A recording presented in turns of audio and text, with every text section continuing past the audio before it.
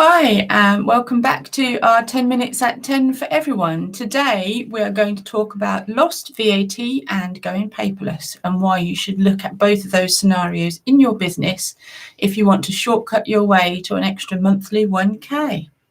So, Harry, what do we need to know about VAT? So we've covered VAT a little bit before, and actually the reason we're going to cover it in a bit more detail now is because it's one of these things that actually affects pretty much all of our clients in some way or form. And if they're VAT registered. If they're VAT registered. And the simplicity is make sure you find and keep all of your VAT receipts, which sounds absolutely daft, but the reality is any VAT receipt you don't keep is just going to be an extra cost to your business if you can't recover the VAT. So essentially, it's just you just lose out on it. And all of a sudden, what you find is if you're traveling quite a lot, if you have multiple staff members, or just in case you're incurring multiple VAT charges across various suppliers, any receipts you don't have do add up, and you can save £100 on £600 worth of cost.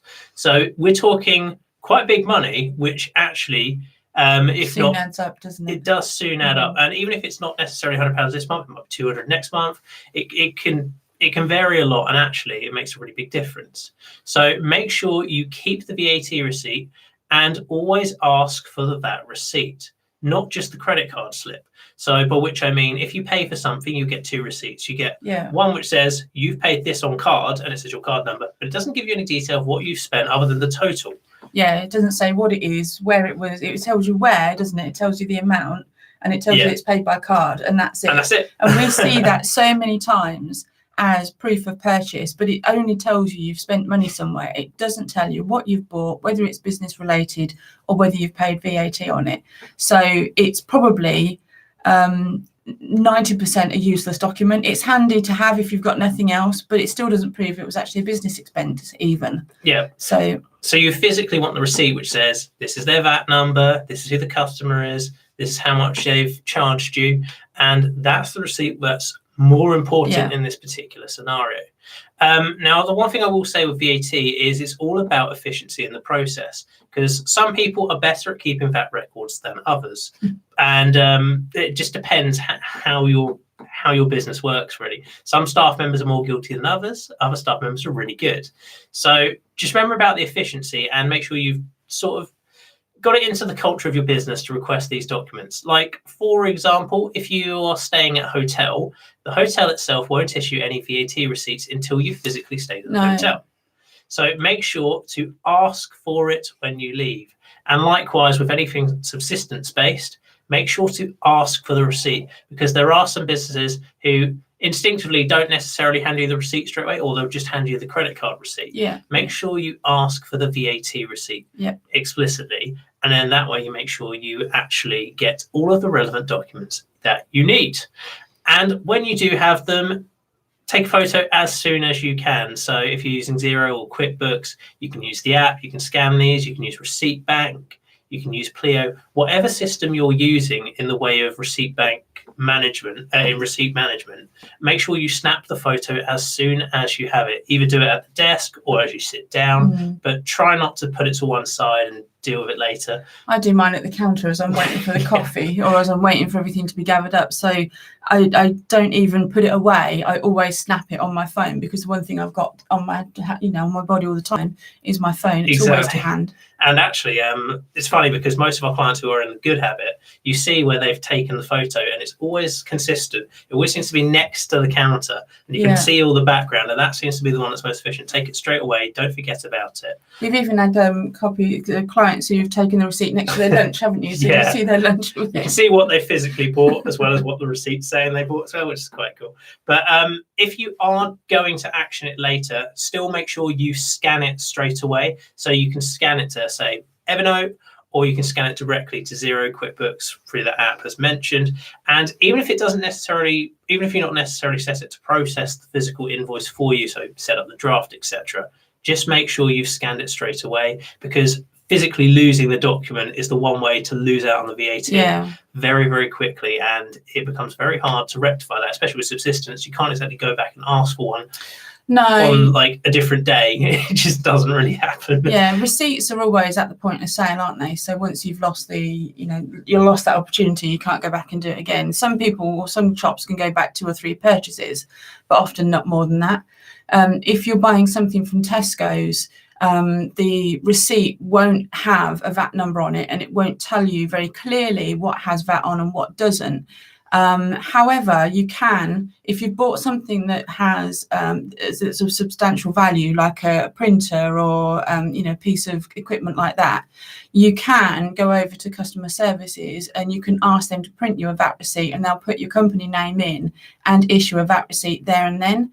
If you walk away with what you've got at the till, quite often the receipts don't have the VAT number on, or the VAT number's on the back and it's hidden, but it doesn't very clearly tell you what's on the receipt, whether it actually has VAT on it or not. Now, Tesco's is quite good because Tesco's has a little asterisk next to it, so to show you what's got VAT on and what hasn't got VAT on. But I don't think Sainsbury's and Waitrose John Lewis are quite as clear. So that's something to look out for. It does vary between whichever supplier retailer you use. Yeah, if you go to B&Q and Wickes, things like that, they often break out the VAT, and that's very clear. Or Argos, but what you'll find with a lot of these is the VAT number is on the back of the receipt, not the front of the receipt, and you have to keep the VAT number to prove that you've actually paid VAT. It's not good enough for it just to have something that shows that it's got VAT on the front. It has to have the VAT number. Exactly. That's the most important piece of information for HMRC. Yep. So make sure you've got all of these receipts together. You've got a system for scanning them. You've got a process. And if actually you've got multiple staff members who do incur expenses, if you have, say, 5 or more, we'd recommend using systems such as Pleo, Expend. And these are basically they're expense cards, aren't they? Exactly. So prepaid expense cards. I was trying to think of the word. Prepaid is exactly the word I was looking for. Prepaid expense cards, and they're really good because they prompt every employee to submit their receipt, and they do it immediately. So the second they spend the card, it says, "You haven't scanned it yet." Yeah, and that works really well for some clients. Yeah, it's a nice little app on the phone. So it also tells you at the end of the week if you've had X many receipts and so many of them haven't got receipts attached to them or documents attached to them. It then reminds you that those receipts need to be attached, or you can say there is no receipt and turn the reminder off. So, for example, if you're going through London Underground, there's no VAT on those because it's public transport, but equally you can't get a receipt because you've just swiped it as you've gone through the terminal. So in those instances, you can switch the app and say, this spend doesn't have a receipt, and it won't remind you again. So it's really, really useful. So we use that quite extensively with clients that have staff who use debit cards, or staff who spend a lot of money perhaps booking events or booking travel, that kind of stuff that needs to have a spend transaction or an actual receipt next to it. So really good tools to use. And use a centralized email inbox for recovering VAT documentation, because one thing that I do see in a lot of clients is when you've got individuals placing orders, they get an invoice or an order confirmation, they forget to forward it on, you ask them for it, takes them ages to find it, and then by the time they actually, essentially it ends up either being forgotten about or brushed to one side, or maybe they leave, or they can't access it. Yeah, that happens a lot. That happens a lot, and actually that usually happens on the bigger purchases, because that's usually when a staff member is placing a larger order, and all of a sudden, if you're placing an order for, as mentioned before, say £600, instantly £100 lost. Extra cost to your business, so instantly costing you money in terms of profit, and you can't recover the VAT, so you're physically losing out on the cash on that as well. With those ones, you often can get a copy of that receipt later, but it's an awful lot of time and effort that you've had to spend to go and get it. If you'd perhaps had a better process in the first place, you could have avoided that altogether. Okay, so our tip number 2 for today is to go paperless. So going paperless possibly doesn't sound like it could save you much money, but if you consider all the invoices, statements or pay slips that perhaps at the moment you might send out by post or issue manually, you've got the travel cost of people coming to pick those up, or you going to deliver those items, you could save £100 per month by not posting 140 items per month. So 140 first class stamps is actually almost £100. That's an awful lot of money. So if you could find ways of issuing those documents electronically, if you don't already, then you can save on those postage costs. So this is another example where investing perhaps an hour of your time to automate something will A, save time and effort in sending stuff out in the post, and B, save you time and cost from putting things, putting stamps and envelopes and paper out in the post. Yeah. So you could expect roughly, say, 1 to 2 pence per page of savings if you stopped printing paper. So £100 is roughly 5,000 to 10,000 pages. So that's a lot of pages to not be printing, but every little helps. And that's only if you really look at them in isolation. If you think one document, you're printing one piece of paper, you're using some ink, you're using a stamp, you're using an envelope, all of a sudden it starts to add up. And actually that one document, and there's the time of physically printing it off and then putting it all together, then physically going down to the post office, posting it, whatever post box is near you. All of a sudden it starts adding up quite quickly, and you think posting one document isn't actually that expensive. Actually, it kind of does add up quite quickly. And I personally think, when I googled it, the average cost of printing something is about 1 to 2 pence per page, according to Google. But I pay, £100 every other month or so in ink costs. So I'm certain the cost of small batch production printing for small businesses, the odd bit here, the odd bit there, it is far more expensive per page than Google suggests it might be.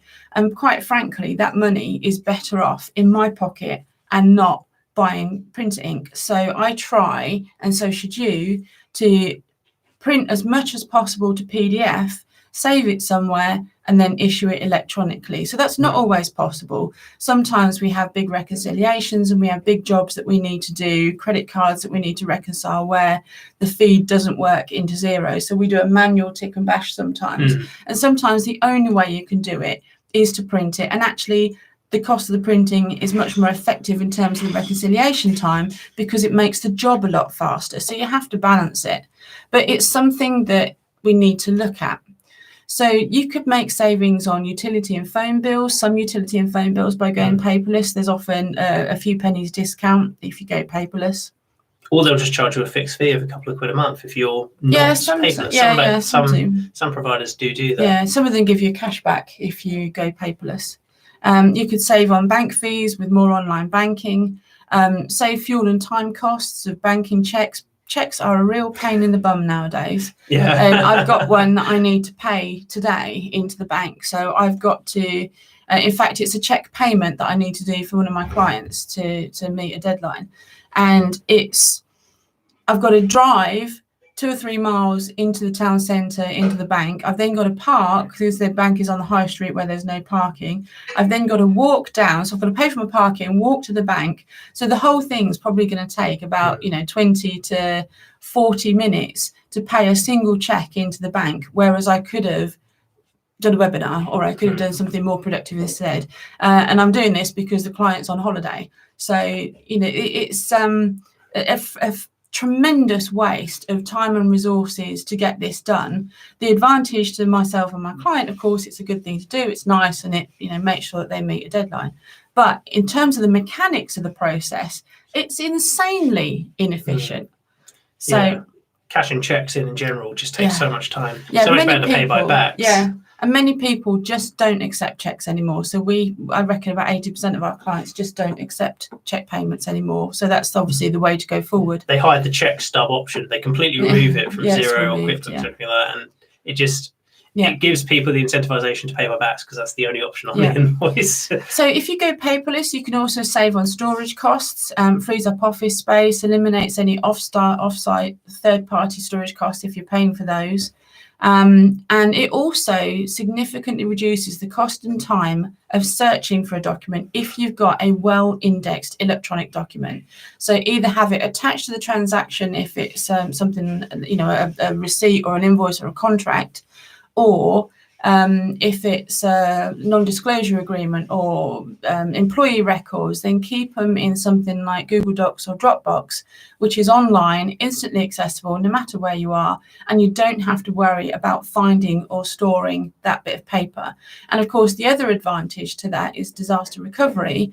So should there be a flood or a fire in the place that you're storing your documents, they're still safe and retained because they're online. And actually, that's a really important one, because one of our clients, they themselves weren't affected by this, but one of their suppliers was. They had a fire in their office, and they happened to have all of their documents stored on a single server. So if you can store them on a cloud-based server, it's much better. They had them on a centralized server, so in the fire damage, they lost all of their documents. So the suppliers were all of a sudden saying, do you have a copy of the statement we last sent you, or the last invoice we sent you? And all of a sudden, that time and the physical cost of recovering those is insane. And it adds up very, very quickly. So from an electronic perspective, it's so much safer.